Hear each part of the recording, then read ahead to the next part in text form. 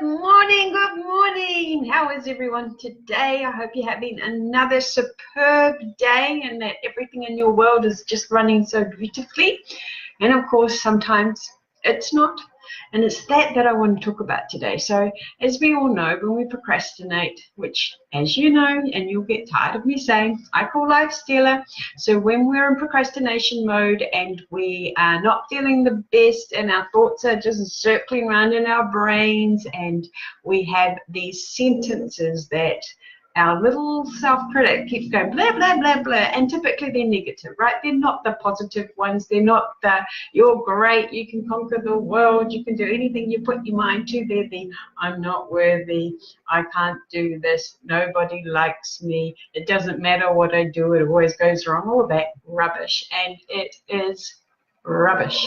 So this is what I want you to do when you start having those sentences. The first thing you have to understand is that they are what we term a belief. And remember, a belief is something that's programmed into your brain, typically from your childhood, typically influenced by an adult around you, not a particularly informed adult about how that might impact your later life, and it's something that you've decided to take on and wear as the truth for who you are. And that truth may not be true. And so the first thing you have to do when you start having these sentences in your head that lead to what I term the mind thought, remember the mind loop that just keeps going around and around, is to take those deep, slow, long breaths. And trust me, breathing is the key.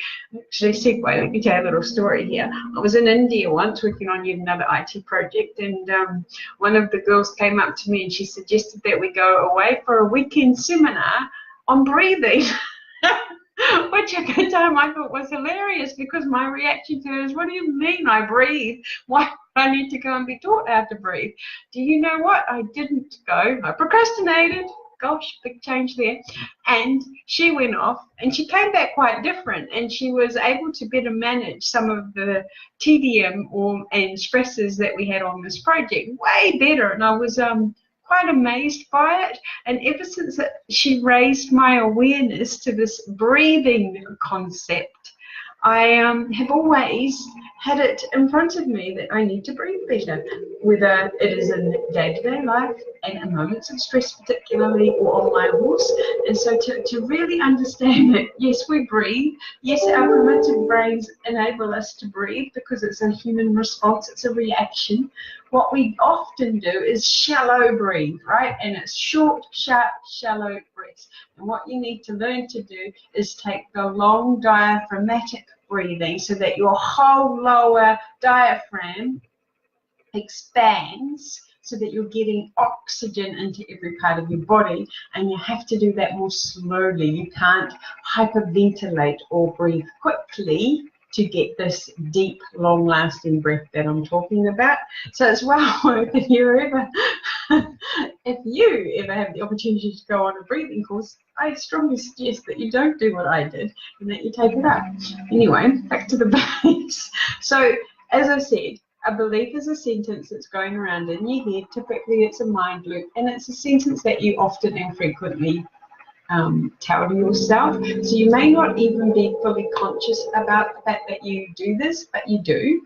And what your job is, remember, because you're going to become a detective, you're going to put on your detective hats, and you're going to go and into this brain of yours where you've got 60,000 thoughts circulating during the day, and you're going to start finding the negative ones that are not true. And there'll be a whole bunch of them, and they will be from when you were a kid. And what your job is to do is to find them. And once you start finding them, you have to then take these deep breaths and then ask yourself the first question, is it true? And what you need to do is to remember is that your brain is really efficient at answering any question you give it. And that's why when you go, why is this happening to me? Why doesn't anybody like me? And all of those negative connotations, so they're not beliefs, they're just questions you're asking yourself. Your brain's very good at answering them. And your brain doesn't really care whether he's going to help you or not help you. He's just going to answer them. And if your pathway, if the neural network in your brain has been set up and wired so that you will often go down the negative path and not the positive path, you're going to give yourself equally useless answers back. Why does nobody ask me out? Because nobody likes you. How does that help you? It doesn't help you. Is it true? Probably not. You've probably been asked out and you've probably not gone. Okay, so that's what tends to happen with us procrastinators, because remember, procrastination is just the symptom. It's the symptom. Underneath it all, there's a root cause, and usually this is because you have a self-limiting belief. And again, I repeat this because I think this is fundamental to understand. You made this when you were a kid. It doesn't necessarily have any fact or truth behind it anymore. And so again, when you're going through these thoughts, slow your breathing down, get really deep diaphragmatic breathing, and then ask yourself, is it true? What evidence do I have to support this? Is it a fact? So a fact is, I've got a glass. Nobody's going to debate that. If you're saying I am not worthy, I can almost guarantee you that you are, and that you will have evidence in your past to support that. But because of your cognitive bias, because that you will always look for evidence to support what you believe, you will have discarded that evidence. That evidence won't be true and real to you. And so a method that I have encouraged you all to use, and will continue to do so, is to take a pen, take a piece of paper here, and start writing these things down. Because by writing it down, by putting pen to paper, you're able to then become observer of those thoughts, i.e. you can distance yourself from them, and you can look at them on a piece of paper, and you can analyze them in a kind and gentle way, like coaching yourself, being your best friend, to say, if you've written down, I am not worthy, then you have to go back and go, well, where were experiences that I was worthy? How was this person worthy?